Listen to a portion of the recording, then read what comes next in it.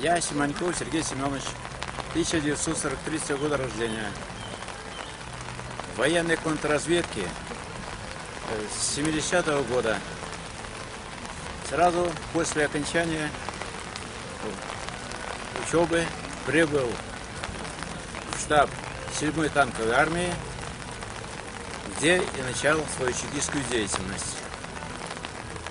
В 1968 году был в составе 103-й воздушно-десантной дивизии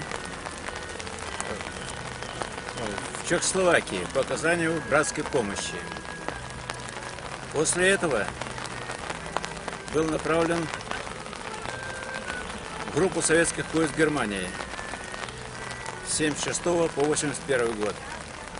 С 1983 года по 1986 находился в ограниченной контингенте войск в Афганистане.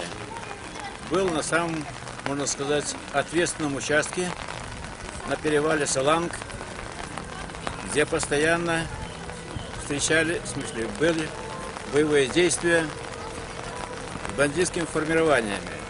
В 1986 году прибыл в Борисов в 7-ю танковую армию и в 1989 году уволился в запас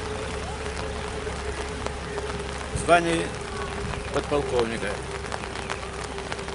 Сегодня, в честь нашей великой победы, я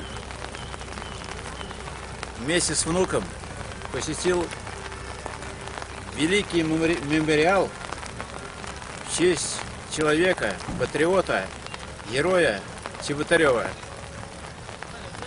И это останется в памяти как меня, так и моего внука на всю оставшуюся жизнь.